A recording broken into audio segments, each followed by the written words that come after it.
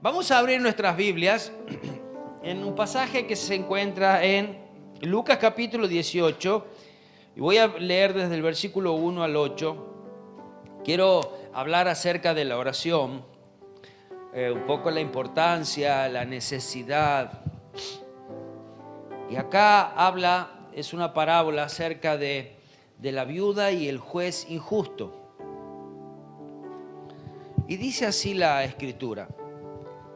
También les refirió Jesús una parábola sobre la necesidad de orar siempre y no desmayar. Mire, no solamente es algo que lo tenemos que hacer, sino es una necesidad, es la manera que nosotros nos acercamos, nos comunicamos, le pedimos a Dios. Entonces, Jesús decía, es una necesidad, mire, de orar y no desmayar. O sea, orar y orar y orar y orar hasta que nuestra oración sea escuchada, sea respondida, hasta que nosotros cambiemos de actitud. Amén. Versículo 2, diciendo, había en una ciudad un juez que no temía a Dios ni respetaba a hombre.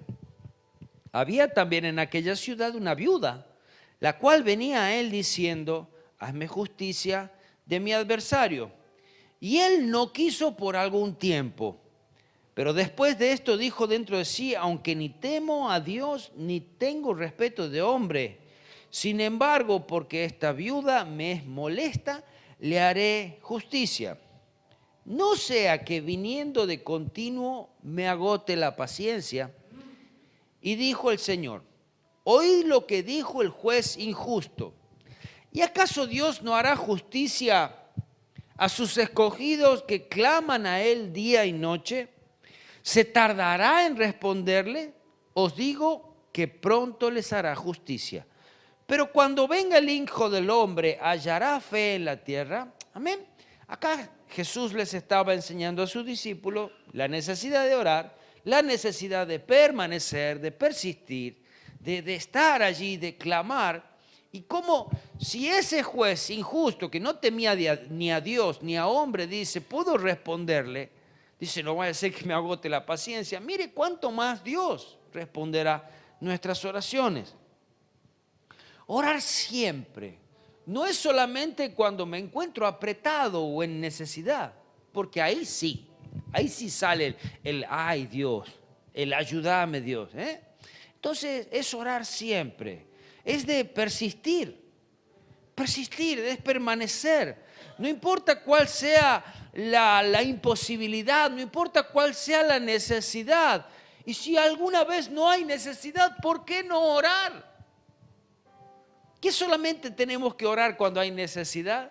No, debemos orar para agradecer. Debemos orar para decirle a Dios que Él es grande, que queremos que siga siendo nuestro Padre, que cambie nuestros corazones. ¿Sabe? El permanecer, el hacerlo siempre con necesidad y sin necesidad, eso es fe. Eso es fe. Porque sabemos que hay un Dios, entonces a Él elevamos nuestra oración. Ahora, si nosotros no creeríamos en Dios, no lo haríamos. Tenemos que entender, claro, que orar no es una carga.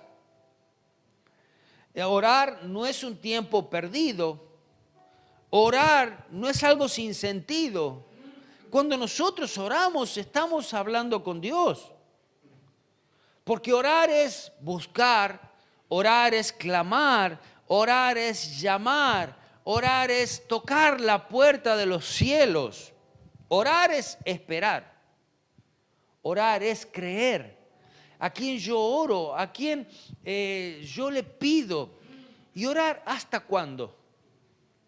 Hasta que haya una respuesta, hasta que el Señor haga su obra. Y existen tres tipos de respuesta de Dios hacia las oraciones. Siempre oramos que sea hecha su voluntad, como Jesús nos enseñó en el Padre Nuestro. Y sabe que la voluntad de Dios puede ser, número uno, que responda a la oración. Número 2, que se tarde en responder. Y número 3, que nunca quieran responderla. Amén. En otra ocasión, cuando oramos a veces por sanidad, es número 1, que Dios traiga sanidad. Número 2, que sea quizás progresiva o en otro momento. Y número 3, que quizás muera de eso. Si de algo tenemos que morir, no vamos a ser eternos aquí. Amén. Y no nos enojemos con Dios porque nosotros confiamos en su voluntad. Sea hecha tu voluntad.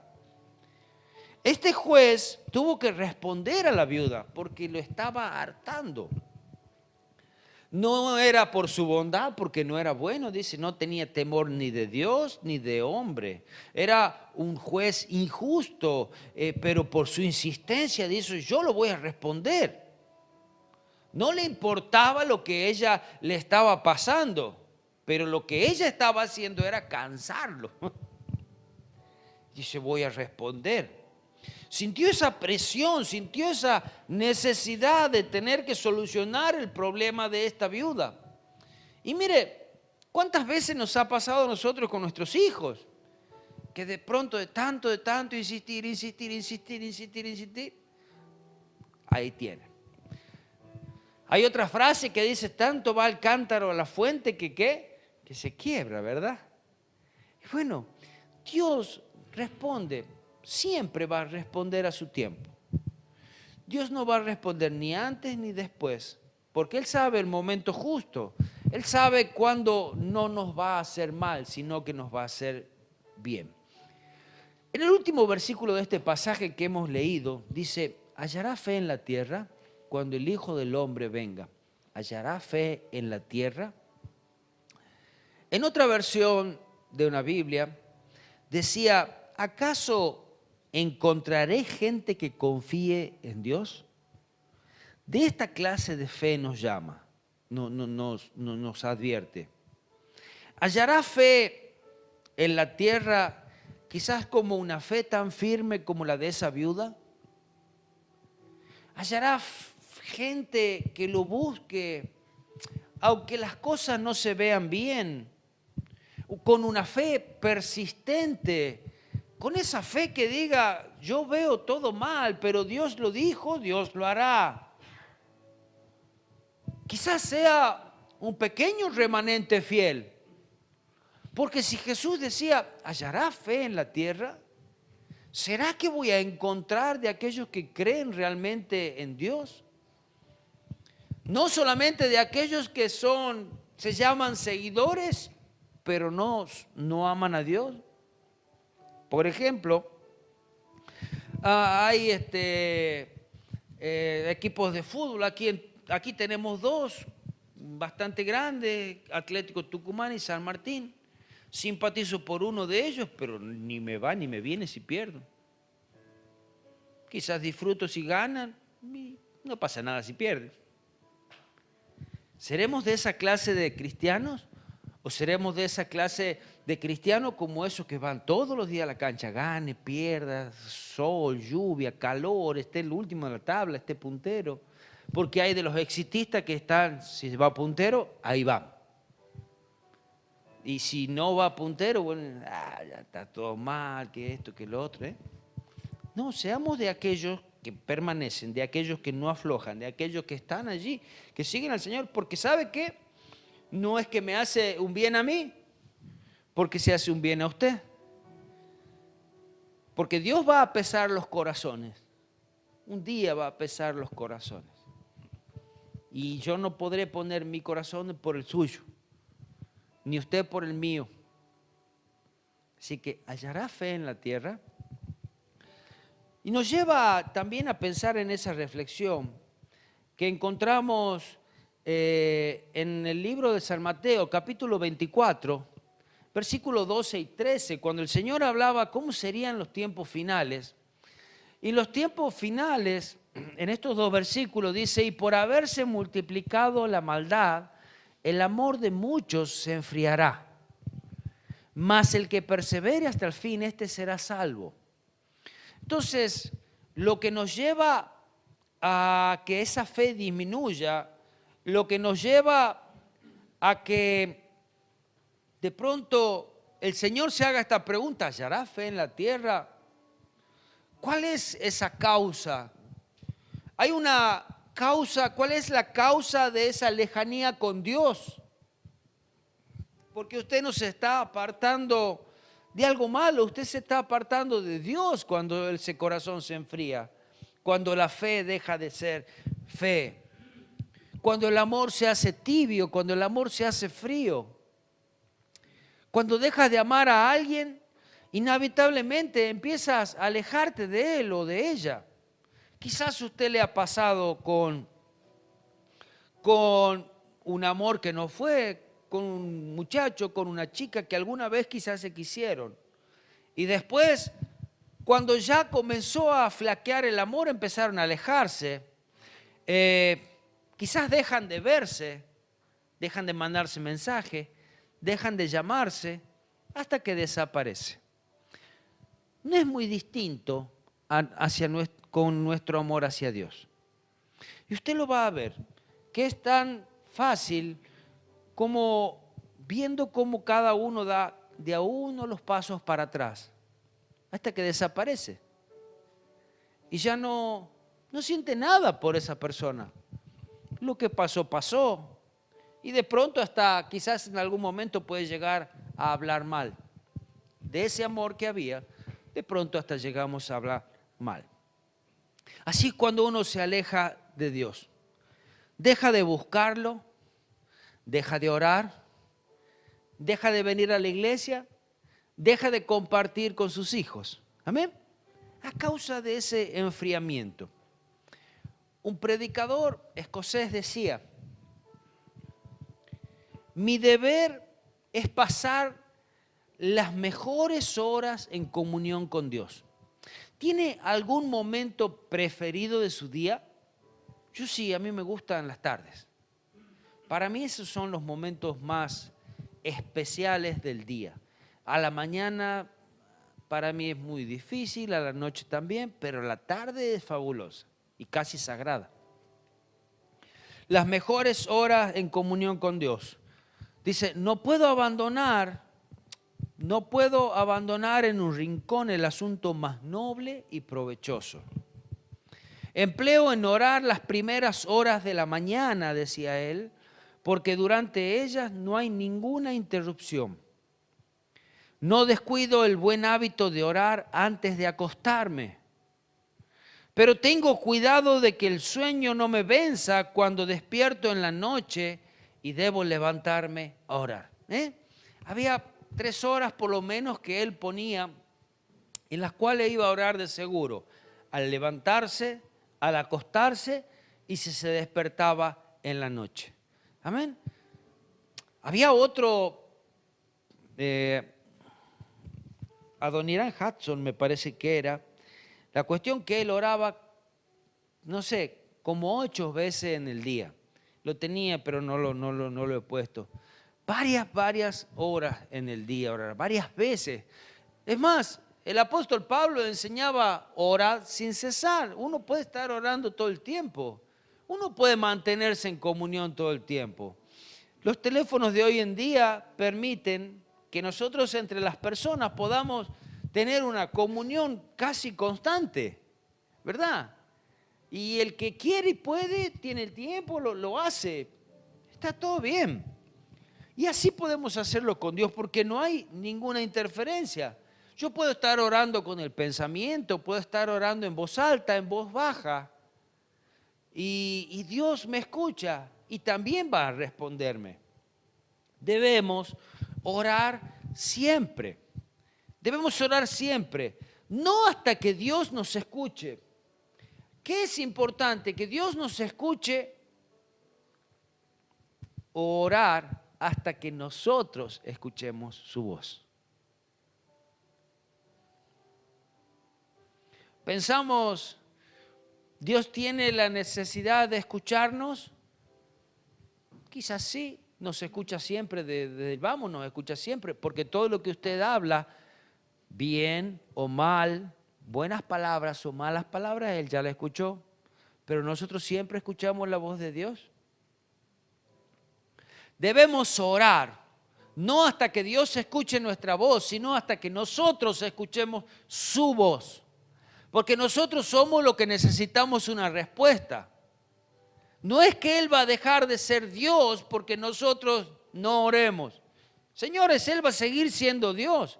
Pero nosotros existe la posibilidad de enfriarnos y dejar de seguir a Cristo por no orar. Entonces, ¿quién pierde cuando no oramos? ¿Dios o nosotros? Nosotros. Ok. ¿Y pero por qué a veces Dios no responde? ¿Sabes? Muchas veces Dios no responde y no va a responder a las oraciones cuando Él no va a ser glorificado.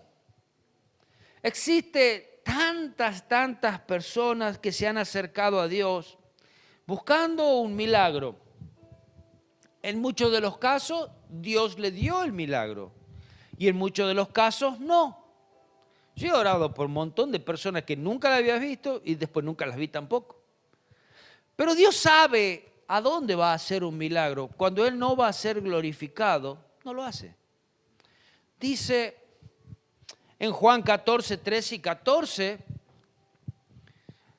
y todo lo que pidieres al Padre en mi nombre lo haré, para que el Padre sea glorificado en el Hijo. Si algo pidiere en mi nombre, yo lo haré. Entonces, acá hay una de las claves que tenemos que aprender. Dice, y todo lo que pidieres al Padre en mi nombre, cuando nosotros oramos a Dios en el nombre de Jesús, dice, yo lo haré. ¿Pero para qué? Para que el Padre sea glorificado en el Hijo. Y si el Padre sabe que no sería glorificado, ¿cree que lo mismo porque nosotros tiremos una piedra al cielo, Dios va a responder? No, yo creo que no. Si alguno pidiere mi nombre, yo lo haré. Pero siempre sepa que Dios no se equivoca. ¿Para qué quieres un milagro? Ay, no, para poder ir a jugar a la pelota, porque ¿sabes qué? Me duele un poco la rodilla y a veces y ahora tengo que venir los domingos al culto porque ya no puedo ir a jugar a la pelota. ¿Y para qué quiere que te sane de la cadera? Para poder bailar bien. Claro, porque cuando voy a bailar me duele mucho la caderita. Que Dios me sane. ¿En serio? La oración es poderosa. La oración es poderosa. ¿Sabe? La oración no es una posesión exclusiva del pastor.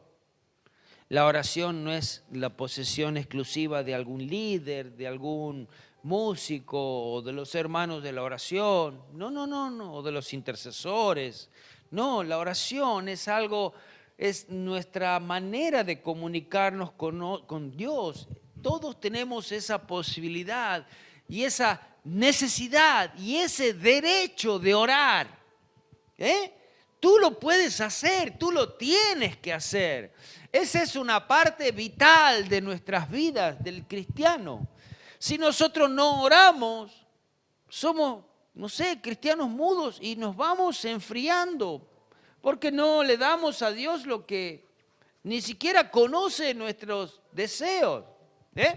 Debemos orar. Santiago 5, 17 y 18, aquí nos habla del profeta Elías. Dice, Elías era un hombre sujeto a pasiones semejantes a las nuestras.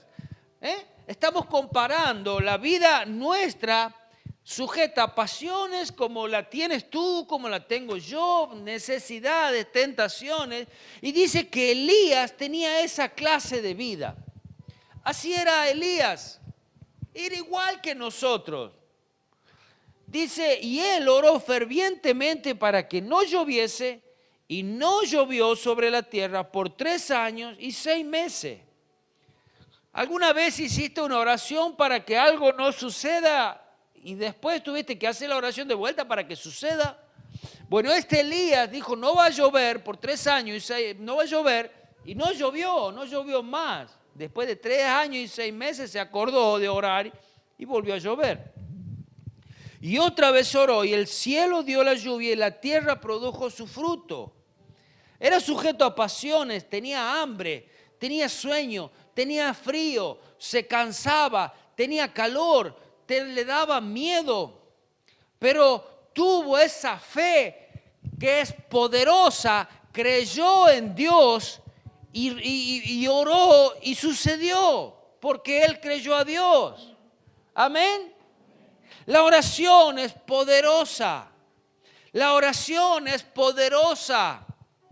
Si usted quiere que Dios cambie algo en su vida, en la de su hijo, en la de su esposo, en la de su casa, en la de su trabajo, no pelee con las armas humanas que todos que vemos nosotros.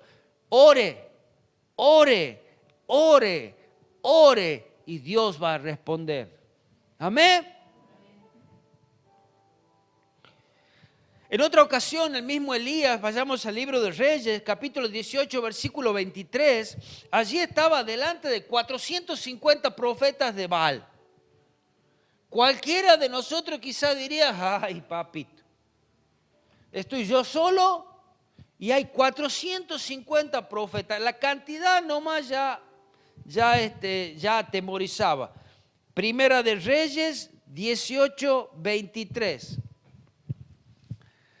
Decían estos profetas, no somos machos, pero somos muchos. Y estaba allí Elías. Entonces dice, bueno, vamos a ver, ¿a quién van a seguir ustedes? Si Baal es Dios, bueno, síganlo. Y si Dios es Dios, síganlo a Él. Pero vamos a hacer una cosa, vamos a ofrecer sacrificio. Y el Dios que responda con fuego, ese es el Dios. Amén. Versículo 23 dice, dénsenos pues 2 bueyes y escojan ellos uno y córtenlo en pedazos y pónganlo sobre la leña, pero no pongan fuego debajo. Y yo prepararé el otro buey y lo pondré sobre la leña y ningún fuego pondré debajo. Invocad luego vosotros el nombre de vuestro Dios y yo invocaré el nombre de Jehová, el Dios que Jehová. Y el Dios que respondiere por medio de fuego, ese sea Dios. Y todo el pueblo respondió, bien dicho, vamos a hacerlo. Pasemos al versículo 26.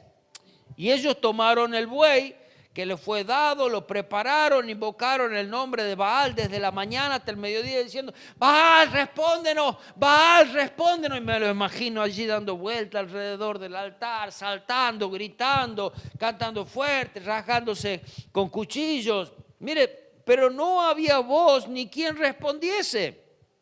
Entre tanto, ellos andaban saltando cerca del altar que habían hecho, y aconteció que al mediodía que Elías se burlaba de ellos diciendo, gritad en voz alta, porque Dios quizás está meditando, tiene algún trabajo, va de camino, tal vez duerme, o hay que despertarle, griten más fuerte. Y ellos clamaban a grandes voces y se sajaban con cuchillos y con lancetas, conforme a su costumbre, hasta chorrear la sangre sobre ellos. Pasó el mediodía y ellos siguieron gritando frenéticamente hasta la hora de ofrecer el sacrificio, pero no hubo ninguna voz, ni quien respondiese ni escuchase. Entonces dijo Elías a todo el pueblo, acercaos a mí. Y todo el pueblo se le acercó y él arregló el altar de Jehová que estaba arruinado. Y tomando Elías 12 piedras conforme al número de las tribus de los hijos de Israel, al cual había sido dada palabra, y Jehová diciendo, Israel será tu nombre, edificó allí con las piedras un altar en nombre de Jehová. Después hizo una zanja alrededor del altar que cupiesen 2 medidas de grano. Preparó luego la leña y cortó el buey en pedazos y lo puso sobre la leña y dijo, llenad 4 cántaros de agua, derramadla sobre el holocausto, sobre la leña, y dijo, hacedlo otra vez. Y otra vez lo hicieron. Dijo aún, hacedlo la tercera vez, y lo hicieron la tercera vez. De manera que el agua corría alrededor del altar y también se había llenado de agua la zanja. Esto ya era casi imposible para que se prenda fuego. Aparte de que había mojado todo la leña, el fuego, las piedras, hasta rebalsaba el agua. ¿Alguna vez intentó hacer un asado cuando una tormenta? Se complica, ¿verdad? está difícil prender fuego así. Bueno, pero no tenía miedo Elías, porque Elías sabía quién era su Dios. No quién era él, sino quién era su Dios. Amén. Cuando llegó la hora de ofrecer el holocausto, se acercó el profeta Elías y dijo: Jehová, Dios de Abraham, Isaac y de Jacob y de Israel, dice: sea hoy manifiesto que tú eres Dios en Israel y que yo soy tu siervo y que por mandato tuyo he hecho todas estas cosas. Respóndeme, Jehová, respóndeme, para que conozca a este pueblo que tú, oh Jehová, eres el Dios y que tú vuelves a ti el corazón de ellos. Mire lo que pasó. Si tan solamente fue esa la oración, yo la copio y la pego todos los días. Porque mire, en 2 versículos está toda la oración. No quiero decirme la voy a tatuar porque ya van a salir tatuadas la oración ahí. Entonces dice, mire lo que cayó, lo que dice el versículo 38. Entonces cayó fuego de Jehová, consumió el holocausto, la leña, las piedras y el polvo, y aún lamió el agua.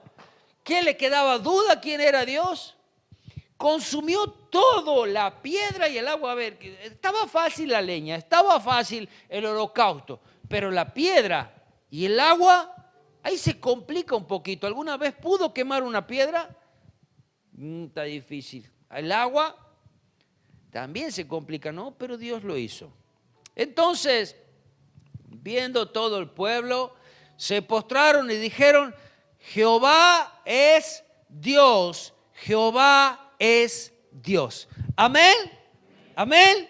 Eso es la oración de un hombre contra todos aquellos que estaban diciendo: Baal es Dios. 450 profetas. El libro de Santiago, en el capítulo 5, versículo 13 al 16, allí también nos habla acerca de la oración.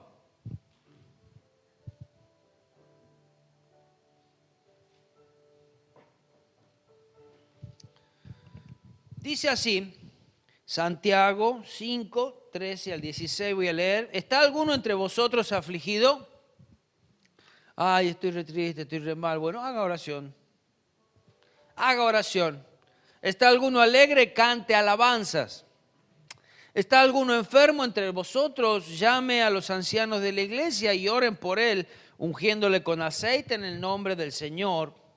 Y la oración de fe salvará al enfermo, y el Señor lo levantará, y si hubiese cometido pecado, le serán perdonados. Confesad vuestras ofensas unos a otros, y orad unos por otros para que seáis sanados. La oración eficaz del justo puede mucho. A través de la oración hay algo que sucede. Nuestra aflicción se va. Dice que si alguien está afligido, haga oración. No vaya a golpearse el pecho. No vaya, si lo necesita hacer, vaya, quiere compartir con un amigo, vaya a tirarle todas las cargas suyas. Vaya. Pero no deje de orar. Porque dice que la manera que esa aflicción se va es como con oración. Vaya, métase en su habitación, métase en el lugar donde usted ora y ore al Señor. Y el Señor le va a dar respuesta, va a tocar su corazón, el Señor va a abrazar ese corazón afligido. Tenemos que dejarnos de vernos a nosotros. Porque cuando comenzamos a vernos a nosotros, empezamos a lamernos las heridas. ¿Sabe qué? Y tenemos que empezar a ver a Dios y descansar en Él. Porque eso es fe. Entonces decir, Señor, tú eres mi Dios, ayúdame. Y poder descansar en Él y poder esperar en Él. Porque así podemos creer que Él es poderoso. Y así creemos que Él puede sacarnos de esa situación.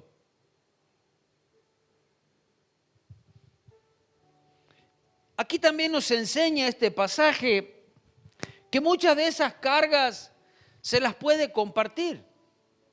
Y yo te puedo ayudar a orar. y tú me puedes ayudar a mí.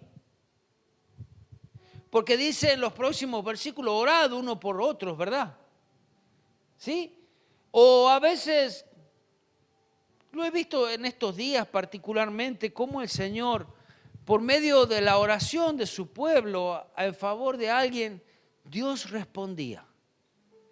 Dios traía consuelo, Dios traía fuerza, Dios traía sanidad, Dios traía paz. Amén. Y es ese, todo el pueblo orando unos por otros. Y a veces no solamente llevar solo la carga, compartirla, es más liviana. Cuando hay un enfermo, dice que la oración es eficaz. Mateo 21, 22, respondió Jesús y le dijo, de cierto os digo que si tuvieres fe y no dudares, no solo haréis esto de la higuera, sino que si dijeres a este monte, quítate y echa en el mar, será hecho. Todo lo que pidieres en oración, creyendo, lo recibiréis. ¿Qué significa esto, pedir en oración creyendo? Porque nosotros podemos pedir en oración sin creer. Porque si nosotros creemos es porque estamos orando a un Dios vivo, porque estamos esperando en Él. Es como lo dije muchas veces, cuando llegan los chicos de la escuela, por ejemplo, y dicen, mamá, mañana tengo que llevar un mapa de Argentina. Dijo, mamá, tengo que llevar mapa de Argentina, y hasta el otro día se olvidó. Sabe que mamá tiene que conseguir el mapa de Argentina y mañana cuando se vaya a la escuela, llevar el mapa de Argentina. Así debemos ser nosotros, descansar en Dios, sabiendo que Él responde. Amén. Si crees, verás milagros en tu vida. Sin fe, dice, es imposible agradar a Dios. Es esa fe que cree que hay un Dios, que existe, que estamos sujetos a su voluntad, que es un Dios poderoso, que es un Dios que escucha las oraciones, que es un Dios que responde las oraciones. ¿Qué es esa oración de fe que habla acá? Se refiere a ese don de fe que da el Espíritu Santo. Ese don que es dado aún a los ancianos, a los pastores, que creen que el enfermo recibirá sanidad. Dice acá también en este pasaje, salvará. Cuando habla salvará, se refiere a esa restauración física. Se refiere a esa restauración física, también a esa salvación espiritual. Si bien van combinadas sanidad y salvación, que indican que las personas pueden recibir perdón de pecado y junto con el perdón de pecado sanidad, porque hay muchas enfermedades que nosotros tenemos a causa de la falta de perdón, a causa de la falta de confesión. Hay enfermedades, hay veces que Jesús le decía, tus pecados te son perdonados, y después de decir, tus pecados te son perdonados, quedaba sano. Amén. Nosotros, mire hermano, acarreamos tantas cosas por no confesar a Dios. Dolores, cargas. ¿Y sabe cuáles son? Principalmente esas que vamos al médico y dice, no sé qué tenés. Te sale bien los estudios, el análisis, todo, no sé qué tenés. Y ahí está. Falta de perdón. Cuando perdonamos, cuando oramos, Dios comienza a sanar. Primera de Corintios 11, 28 y 31. Dice, pruébese cada uno a sí mismo y coma así el pan y beba la copa, porque el que come y bebe indignamente sin discernir el cuerpo del Señor, juicio come y bebe para sí. Por lo cual hay muchos enfermos y debilitados entre vosotros y muchos duermen. A causa de tener esas vidas pecaminosas y presentarnos delante de Dios como santos. Y aquí está hablando justo en esa parte cuando compartimos la cena del Señor. Sin discernir el cuerpo, es casi jugando con la presencia del Señor. Jugando con la obra de Cristo en la cruz, Sí, yo creo. Dirían, minga, diría otro que creo. Y lo mismo comparto. Yo soy un abuso. Eso es un abuso. Y sabe, a causa de esa falta, falta de temor hacia Dios, nuestras vidas se debilitan, se enferman y vivimos vidas desastrosas. Porque no estamos ni bien con Dios ni bien con el diablo. Así de simple. Estamos ahí en el medio, jugamos con la santidad de Dios. Amén. Entonces aquí da el consejo, por lo cual hay muchos enfermos y debilitados en vosotros y muchos duermen. ¿Por qué? Porque no se ponen firmes. Como les decía, la palabra salvará y sanará son intercambiables en el idioma griego. La enfermedad, dice, puede referirse a cualquier debilidad o inhabilidad o pecado, cualquier cosa negativa o equivocada en la vida.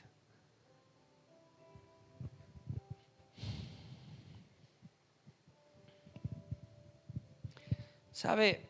Jesús puede restaurar cualquier aspecto de la vida que no anda bien, porque para Él no hay nada imposible.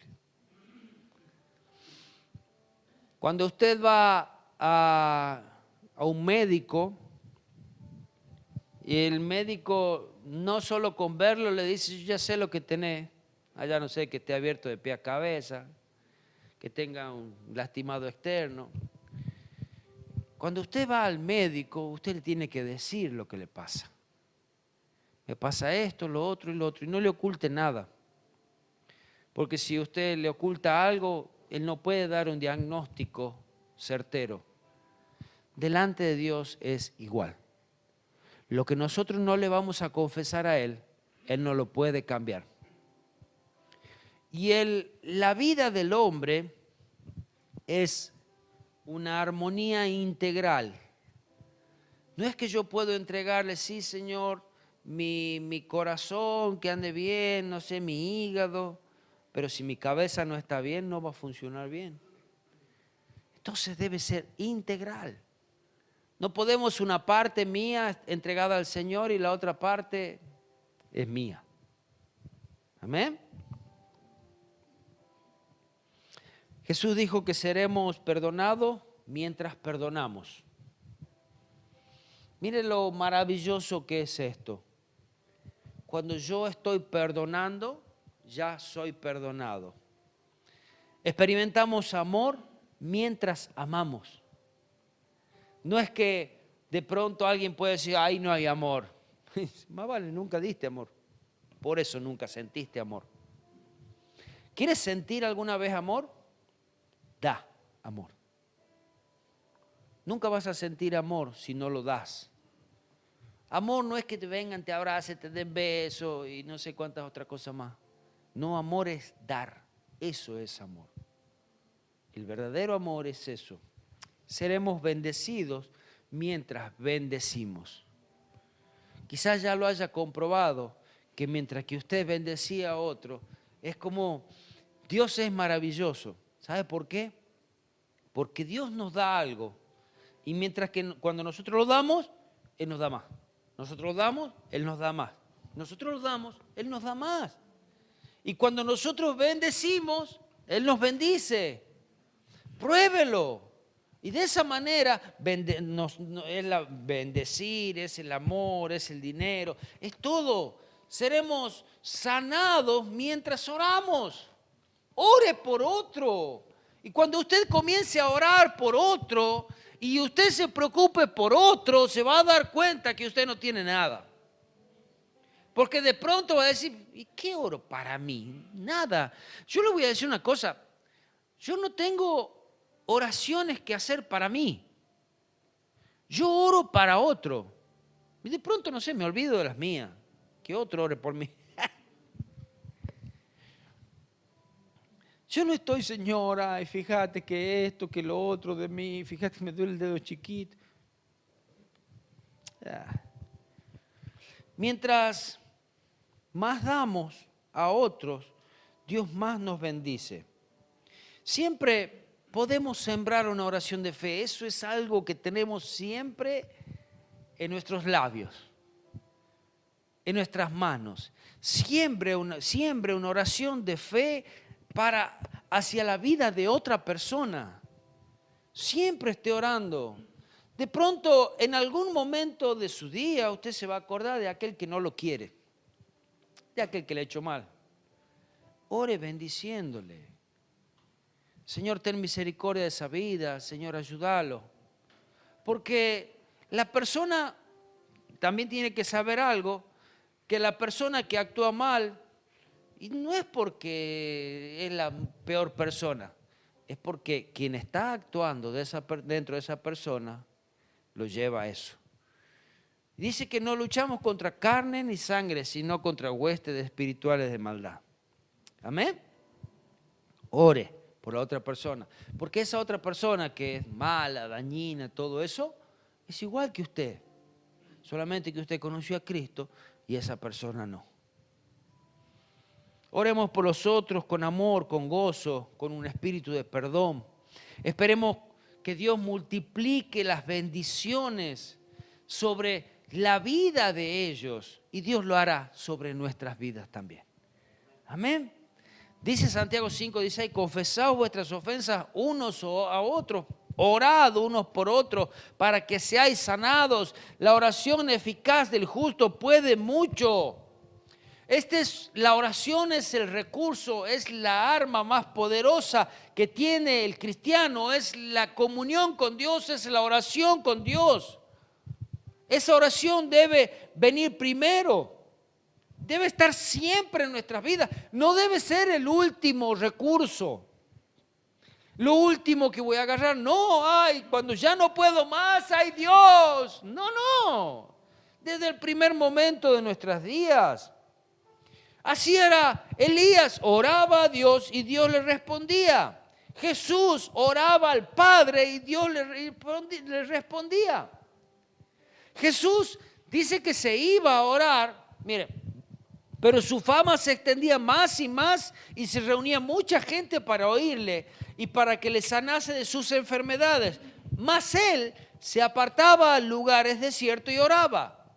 Mire, cualquiera de nosotros que nos pase esto, tanta gente viene, soy famoso. Mirá, viene la gente, yo le oro y sana. Fila de gente ahí para que ore yo. Pero ¿qué hacía Jesús? Apenas podía, se iba a orar, se iba a escuchar la voz del Padre, se iba a hablar con Él. En otra ocasión, despedida de la multitud, subió al monte a orar aparte y cuando llegó la noche estaba allí solo. Jesús oraba para escuchar la voz del Padre. Jesús oraba para glorificar al Padre. Jesús oraba para que se haga la voluntad del Padre. Jesús oraba para que ser lleno del cielo aquí en la tierra. Amén. ¿Se anima a hacerlo usted? Amén. Bueno, lo que vamos a hacer ahora, nos vamos a juntar en grupo de al menos 3 personas. Entre los 3 que estamos allí, vamos a decir, yo quiero que ore por mí esto. Y los otros van a orar por mí y yo voy a orar por los otros. ¿Entiende? Los 3 que nos reunamos tenemos alguna necesidad y yo les voy a decir a los otros 2. Entonces, de allí, los otros 2 van a orar por mí y yo también voy a orar por los otros 2. Y así vamos a orar los 3. Amén.